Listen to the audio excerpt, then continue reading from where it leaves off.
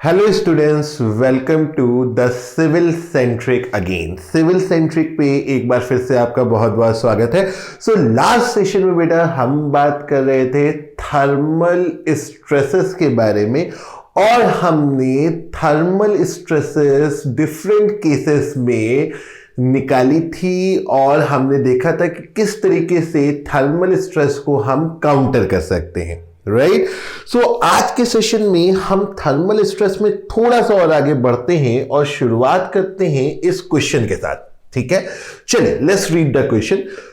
क्या कहता है question? A circular rod of length L and area of cross section A has a modulus of elasticity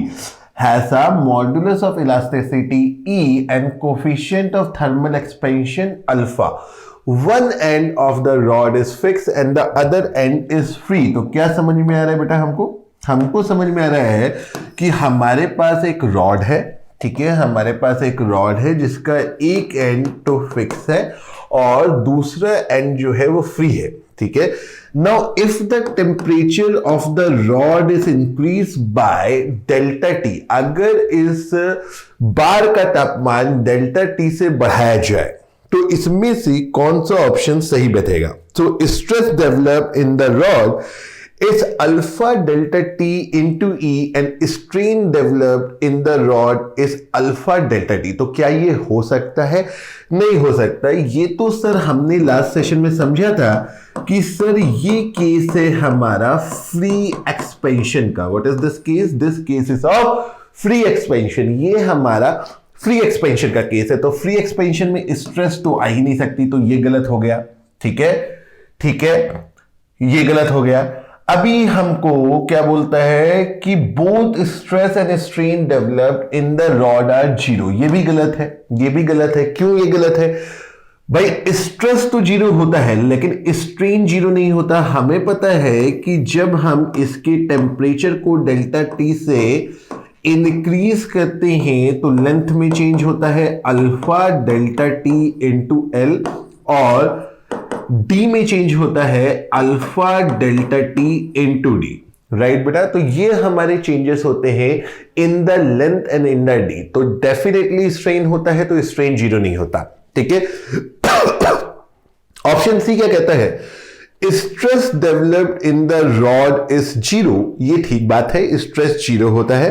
ठीक है, and strain develop is alpha delta T. तो ये option हमारा सही जान पड़ रहा है। क्यों भाई?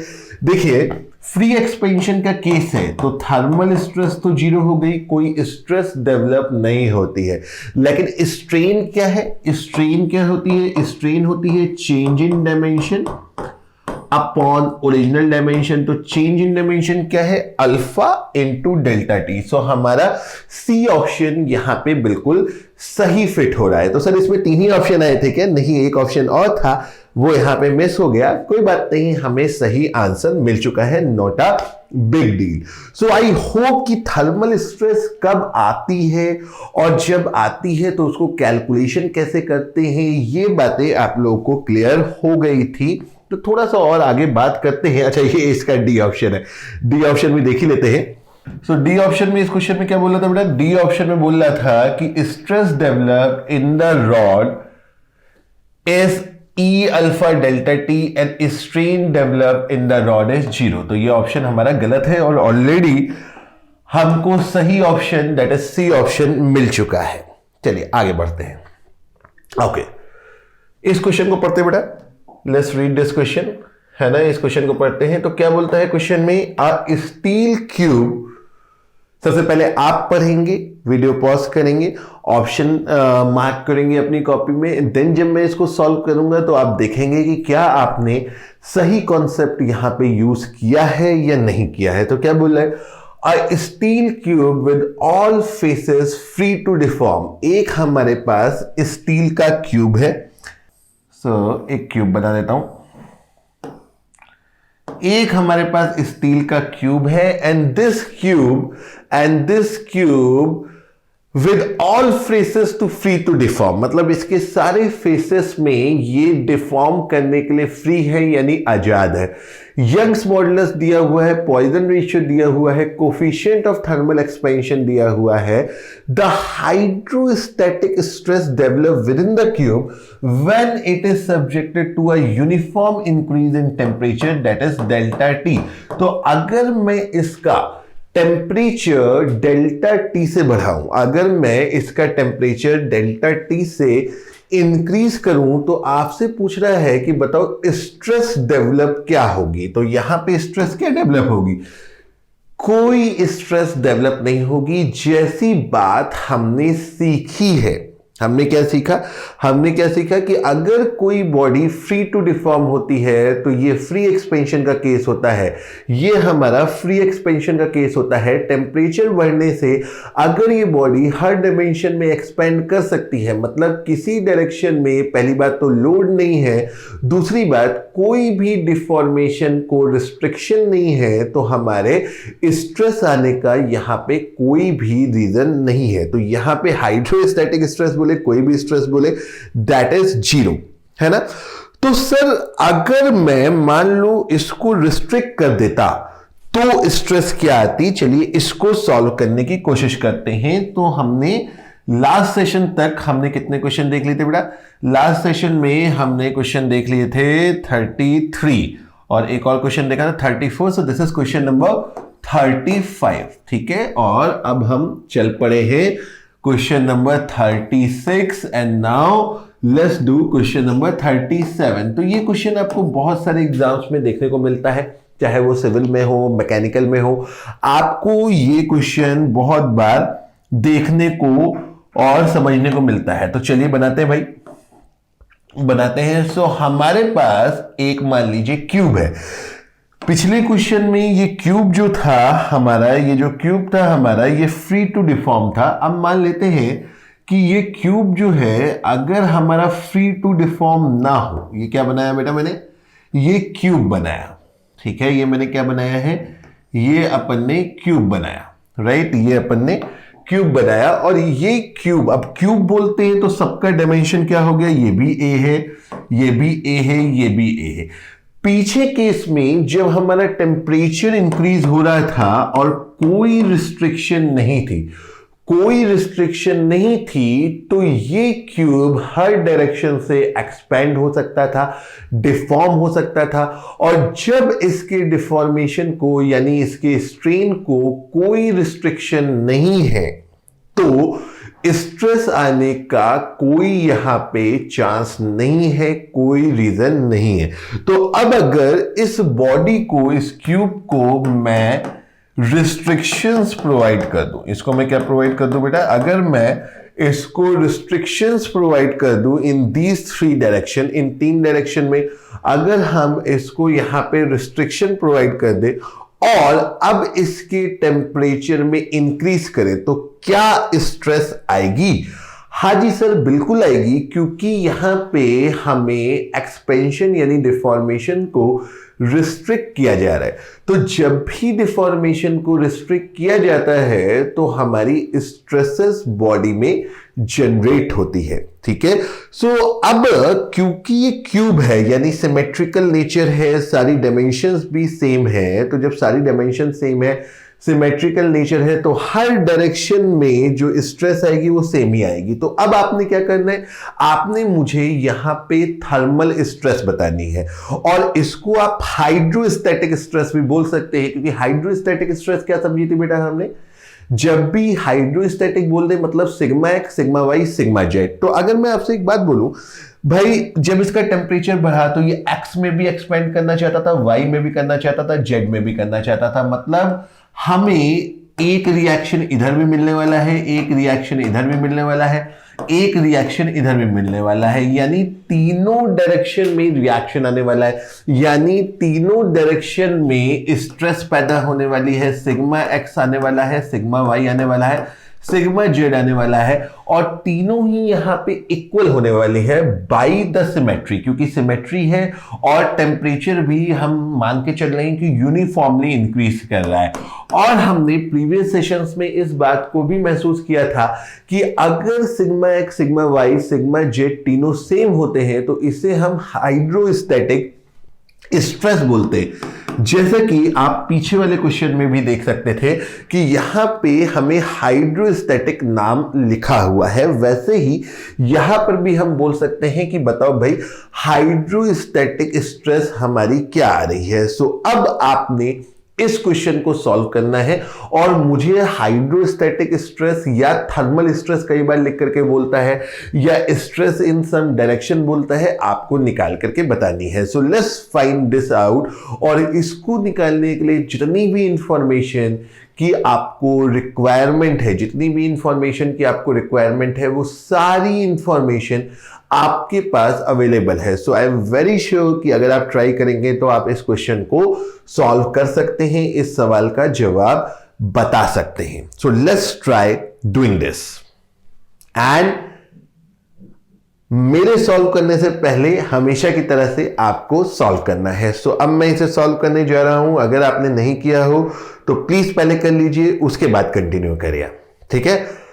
सो अब सबसे पहले मुझे एक बात तो समझ में आई कि किसी भी डायरेक्शन में अगर मैं देखूं तो जितना डिफॉर्मेशन होना चाहता है उतना डिफॉर्मेशन नहीं हो पा रहा है, रिस्ट्रिक्टेड है। और कंप्लीट रिस्ट्रिक्शन है, मतलब हमारा कोई भी डिफॉर्मेशन किसी डायरेक्शन में नहीं आ रहा है और मुझे हाइड्रोस्टैटिक स्ट्रेस या थर्मल स्ट्रेस निकालने की इच्छा है।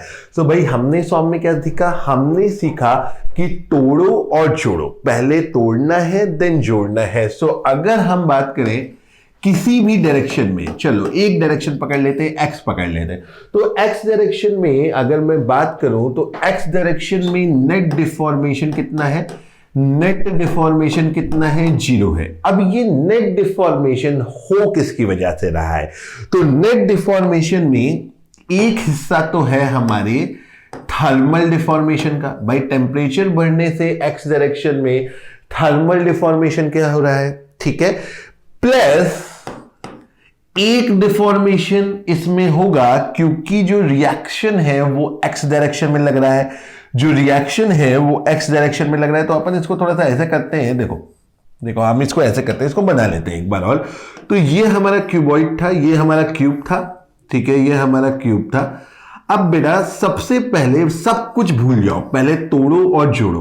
तो अगर इसके टेम्परेचर में इंक्रीज हुआ तो टेम्परेचर में इंक्रीज की वजह से, टेम्परेचर में इंक्रीज की वजह से जो टेम्परेचर में चेंजेस आते हैं उसकी वजह से जो डिफॉर्मेशन होता है, तो आपको पता है कि वो कितना होता है? आपको पता है वो होता है अल्फा डेल्टा टी इनटू ए। देखते चलेंगे तो टेम्परेचर की वजह से अल्फा डेल्टा टी इनटू ए, ये हमें पता है, ठीक है। लेकिन एक्स डायरेक्शन में रिस्ट्रिक्शन था, एक्स डायरेक्शन में रिस्ट्रिक्शन था, तो एक्स डायरेक्शन में रिस्ट्रिक्शन की वजह से ये रिएक्शन हमारा एक्स डायरेक्शन में आया।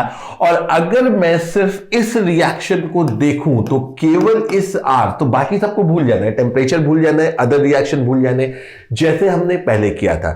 केवल लोड, एक्स डायरेक्शन वाले लोड को देखते हुए एक्स डायरेक्शन में कितना डिफॉर्मेशन हो रहा है, तो आप कहोगे सर बहुत इजी सी बात है, माइनस आर एल अपॉन ए। और यहां पे लेंथ क्योंकि हमारी ए है तो हम क्या लिख दे रहे हैं? ए अपॉन स्मॉल ए अपॉन ए। तो सोचिए, बाकी सब भूल जाइए। अगर किसी बॉडी के ऊपर ये आर लग रहा होता तो इस आर की वजह से एक्स डायरेक्शन में इतना डिफॉर्मेशन होता। तो ये मैंने क्या किया, इसके साथ में डेल्टा जोड़ा due to reaction of x direction, ठीक है, due to reaction of x direction. तो अपन इतना लंबा लंबा लिख रहे हैं तो इससे तो जगह ही भर जाएगा, तो अपन इसको ऐसा करते हैं, हम इसको ऐसा बोलते हैं कि एक्स डायरेक्शन। और आप ध्यान रखिएगा कि ये बात हो रही है डिफॉर्मेशन ऑफ एक्स डायरेक्शन के रिएक्शन की वजह से, ठीक है। सो अपन इसको एक्स बोल देते हैं, ठीक है, कि reaction due to reaction in x, ठीक है। अब भूल जाइए ये आर, भूल जाइए ये टेम्परेचर, और एक रिएक्शन हमारा वाई में भी आ रहा है, तो बाकी सब भूलते हुए अगर वाई डायरेक्शन वाले आर की वजह से एक्स डायरेक्शन में कितनी डिफॉर्मेशन हो रहा है मैं देखूं, तो हम सब इसको जानते हैं कि इस आर की वजह से एक्स डायरेक्शन में कितना होगा। तो सबसे पहले तो प्लस होगा क्योंकि ये कंप्रेसिव है। पॉइजन बाबा ने कहा कि अगर यहां कंप्रेशन लग रहा है तो इधर एक्सपेंशन होगा, तो ये कंप्रेसिव है तो इधर गया पॉजिटिव, तो पॉजिटिव लिख दिया। और पॉइजन बाबा का इफेक्ट आ जाएगा mu R A upon A, बोलिए यस और नो, है ना, plus mu sigma Y into dimension by E, right, into dimension by E. तो ये मैंने क्या लिखा, ये मेरा डेल्टा लिखा due to reaction in Y direction. तो हम बात किसी कर रहे हैं एक्स डायरेक्शन में, तो एक्स डायरेक्शन में वाई डायरेक्शन वाले रिएक्शन का क्या इफेक्ट आएगा, ये इफेक्ट आएगा। कुछ भी नया नहीं हो रहा है, ध्यान रखिएगा, कुछ भी नया नहीं हो रहा है। अब रिस्ट्रिक्शन तो जेड डायरेक्शन में भी था, रिस्ट्रिक्शन टू जेड डायरेक्शन में भी था, तो जेड डायरेक्शन का रिस्ट्रिक्शन की वजह से जेड डायरेक्शन में जो रिएक्शन आ रहा था वो आ रहा था। तो अब मैंने क्या करना है, मैंने केवल जेड डायरेक्शन वाले रिएक्शन का इफेक्ट लिखना है, मैंने केवल जेड डायरेक्शन वाले रिएक्शन का इफेक्ट लिखना है एक्स डायरेक्शन में। तो जेड डायरेक्शन वाले रिएक्शन का इफेक्ट हमारी एक्स डायरेक्शन में बेटा क्या आ रहा है, जेड डायरेक्शन वाले रिएक्शन का इफेक्ट हमारे एक्स डायरेक्शन में क्या आएगा, तो plus mu R A upon A, बोलिए यस और नो। भूल जाइए सब कुछ, केवल ये आर लग रहा होता तो इसकी वजह से, इस आर की वजह से एक्स डायरेक्शन में क्या डिफॉर्मेशन होता, तो कितना होता, plus mu R A upon A. क्योंकि देखो जेड से कंप्रेस हो रहा है, अगर लॉन्गिट्यूडनल कंप्रेशन है तो लेटरल एक्सपेंशन होगा, हमेशा उल्टा रिलेशन होता है। तो इस कंप्रेशन की वजह से यहां क्या आ गया, यहां प्लस आ गया, यहां प्लस आ गया, और ये सारा मिलकर के क्या हो रहा है, जीरो के बराबर हो रहा है। ये सब मिलकर के बेटा हमारा किसके बराबर हो जा रहा है, ये सब मिलकर के हमारा जीरो के बराबर हो जा रहा है। अब आपको पता है, आई होप ये स्टेप हमने कैसे किया आप लोगों को क्लियर हुआ। कुछ भी नया नहीं है, वही तोड़ने और जोड़ने का हिसाब है। देखिए क्या किया, ये हमारा केस था, एक बार इसको अकेला देखा बाकी सब भूल गए, एक बार इसको अकेला देखा बाकी सब भूल गए, एक बार इसको अकेला देखा बाकी सब भूल गए, और सबको एक्स डायरेक्शन में लिख दिया प्लस टेम्परेचर, ठीक है, ये और सब मिलकर के क्या हो रहे हैं, जीरो। तो आई होप ये हम बहुत बार कर चुके हैं, और इस बार करने के बाद आपसे इसमें कभी भी आगे गलती नहीं होगी। तो यहां से आर अपॉन ए क्या है बेटा, आर अपॉन ए है हमारा सिग्मा थर्मल, आर अपॉन ए है सिग्मा थर्मल। तो सबसे पहले तो ए और ए यहां से काट दूं, ए यहां से काट दूं, तो हमारा क्या बन रहा है बेटा, क्या बन रहा है, सो अल्फा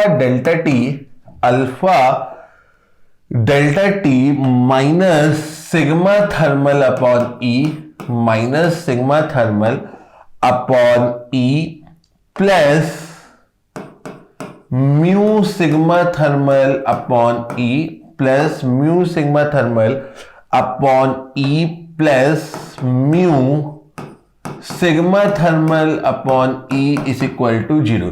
तो यहां से हम क्या लिख सकते हैं कि sigma thermal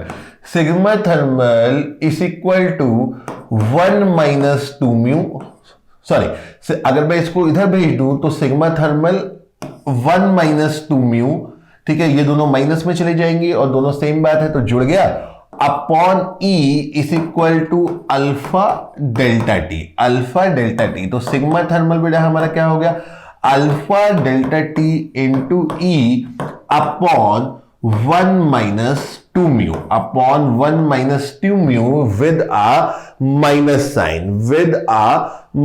sign. So I hope guys कि ये बात आप लोगों को यहां पे समझ में आई होगी।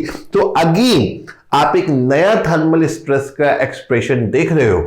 सो जैसा मैंने लास्ट सेशन में कहा था कि थर्मल स्ट्रेस का बेटा कोई फॉर्मूला नहीं है, बट हम अपने बेसिक कॉन्सेप्ट, बेसिक अंडरस्टैंडिंग और अपने बेसिक रिलेशनशिप जो हमने हुक्स लॉ में टेबल बनाई थी, आप देखो उस टेबल का ही यूज किया एक्चुअली, ठीक है। सो अपने बेसिक कॉन्सेप्ट्स का यूज बना करके हम हर बार हर डिफरेंट कंडीशन में थर्मल स्ट्रेस फाइंड आउट कर सकते हैं, और जब सिचुएशन चेंज होगी थर्मल स्ट्रेस आपकी चेंज हो जाएगी। तो अगर एक क्यूब, ये बड़ा स्टैंडर्ड क्वेश्चन है, बहुत सारे एग्जाम में देखने को मिलता है, अगर एक क्यूब सभी डायरेक्शन से रिस्ट्रिक्टेड है टू डिफॉर्म और इसके टेम्परेचर को चेंज किया जाए तो हाइड्रोस्टैटिक स्ट्रेस, थर्मल स्ट्रेस क्या आएगी, उसके लिए हमारा एक्सप्रेशन ये बन गया। तो आप यहां पे प्लस माइनस लगा दीजिए फॉर चेंज, जो कि हमें बढ़ना और घटना दिखाता है। Getting my point, getting my point. तो अगर टेम्परेचर बढ़ेगा तो जाहिर सी बात है इसका नेचर कंप्रेसिव होगा, और अगर इसका टेम्परेचर घटेगा तो ये पॉजिटिव नेचर का होगा। तो आई होप ये बात आप लोगों को क्लियर हो गई। ठीक है, ये बात क्लियर हो गई। चलिए और क्वेश्चन देखते हैं। चलिए, ये हमारा GATE previous year civil question है, और ये क्वेश्चन नंबर अपना कौन सा पड़ेगा, 37। सो ये हो गया क्वेश्चन नंबर 38। चलिए लेट्स रीड दिस क्वेश्चन, पढ़ने की कोशिश करते। So a solid cube of side, I hope आप वीडियो पॉज करके इस क्वेश्चन को कर चुके होंगे। So I will continue. A solid cube of side 1 metre is kept at a room temperature of 32 degree Celsius. एक सॉलिड क्यूब है जो कि रूम टेम्परेचर है 32 डिग्री सेल्सियस, वहां पे रखा हुआ है। The coefficient of linear thermal expansion of the cube material is 1 into 10 to the power -5 per degree Celsius and the bulk modulus is 200 GPa। जो हमारा बल्क मॉडुलस है वो क्या है, 200 GPa। If the cube is constrained all around and heated uniformly, मतलब इस cube को सभी साइड से हमने रिस्ट्रिक्ट कर दिया है और हमने इसके टेम्परेचर को 42 डिग्री से बढ़ाया, then the magnitude of volumetric stress induced due to this heating, मतलब क्या निकालनी है, सिग्मा थर्मल निकालनी है। क्या निकालना है, सिग्मा थर्मल निकालना है। मीन स्ट्रेस, वॉल्यूमेट्रिक स्ट्रेस, ये सब एक ही बात है। जब हमारे sigma x, sigma y, sigma z हमारा सेम होता है, उसी को अपन वॉल्यूमेट्रिक स्ट्रेस भी बोल सकते हैं। ठीक है, वॉल्यूमेट्रिक स्ट्रेस का मतलब क्या मतलब है कि सारी डायरेक्शन से हमारी सेम स्ट्रेस आ रही है। तो हमें पता है sigma x, sigma y, sigma z तीनों हमारे बराबर है। Sigma x, sigma y, sigma z तीनों हमारे बराबर है। राइट। तो हम कैसे कर सकते हैं इसको, अभी अभी हमने फॉर्मूला डेवलप किया है। क्या फॉर्मूला डेवलप किया है, पीछे क्वेश्चन में सेम क्वेश्चन है। एक क्यूब है हमारा, आई थिंक इस क्वेश्चन को तो शायद करने की भी जरूरत नहीं है क्योंकि अभी जस्ट हमने किया। तो एक क्यूब है हमारा, ये क्यूब हमारा रिस्ट्रिक्टेड है, ठीक है, इसकी साइड हमको दी हुई है और ये हमारा रिस्ट्रिक्टेड है, अल्फा दिया हुआ है। तो अभी हमने क्या फॉर्मूला निकाला बेटा, अभी हमने पीछे वाले क्वेश्चन में इसका फॉर्मूला डेवलप किया है। ठीक है, फॉर्मूला क्या, एक्सप्रेशन डेवलप किया है, तो दोबारा डेवलप करोगे यही आएगा, जाहिर सी बात है। अल्फा डेल्टा टी इंटू ई 1 - 2 म्यू। राइट बेटा। तो भाई अल्फा है हमारे पास, लेकिन सर यहां बल्क मॉडुलस दिया हुआ है, तो बल्क मॉडुलस दिया हुआ है तो क्या हो गया, E is equal to 3K 1 - 2 mu. E is equal to 3K 1 - 2 mu. तो अपन क्या कर सकते हैं, E is equal to 3K 1 - 2 mu. तो अपन क्या कर सकते हैं, यहां पे E अपॉन 1 - 2 म्यू को पूरी तरीके से रिप्लेस कर देते हैं। E upon 1 - 2 mu is equal to 3K। लिख सकते हैं क्या, बिल्कुल लिख सकते हैं। तो यहां पे आइए, यहां पे आप देख रहे हैं कि सिग्मा थर्मल क्या है, alpha delta T into E upon 1 - 2 mu. तो इसको अगर माय डियर, अगर हम इसे ऐसे लिख दें, कि भैया सिग्मा थर्मल, अब देखो यहां लिख देता हूं, यहां लिख देते हैं अपन। तो सिग्मा थर्मल हमने क्या देख रहे हैं, अल्फा डेल्टा टी इंटू ई 1 - 2 म्यू। तो भाई इस सिग्मा थर्मल को अगर अपन ऐसा लिख दें कि अल्फा डेल्टा टी और E अपॉन 1 - 2 म्यू को सीधा हम 3K के बराबर लिख देते हैं, सीधा 3K के बराबर लिख देते हैं। तो यहां पे सिग्मा थर्मल बेटा हमारा क्या हो रहा है, यहां पे सिग्मा थर्मल हो रहा है हमारा अल्फा, दैट इज 1 × 10⁻⁻5 पर degree Celsius into temperature change कितना है भाई, 42 डिग्री से टेम्परेचर चेंज हो रहा है, 42 डिग्री से टेम्परेचर चेंज हो रहा है इंटू 3 इंटू बल्क मॉडुलस कितना दिया हुआ है, बल्क मॉडुलस दिया हुआ है 200 जीपीए, बल्क मॉडुलस दिया हुआ है 200 जीपीए। तो जीपीए को मेगा पास्कल में बदल लेते हैं क्योंकि ये एक एनएटी क्वेश्चन है और हमें आंसर मेगा पास्कल में देना है, हमें आंसर मेगा पास्कल में देना है। तो कैलकुलेटर का प्रयोग करेंगे, कैलकुलेटर का प्रयोग करेंगे और इसको हम सॉल्व करेंगे। सो कितना आ रहा है, आई होप आप लोगों ने भी सेम प्रोसीजर फॉलो किया होगा। और जब हम इसे सॉल्व करेंगे तो हमारा सिग्मा थर्मल आ रहा है 252 mega pascal. So what is the answer to this question? The answer is 252, the answer is 252 mega pascal. So I hope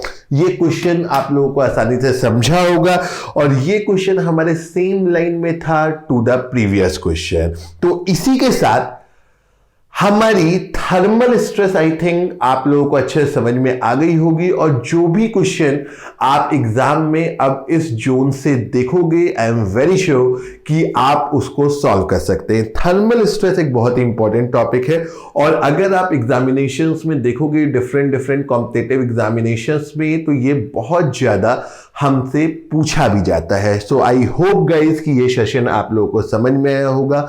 so मिलते हैं फिर से नेक्स्ट सेशन में। Thanks for watching this video.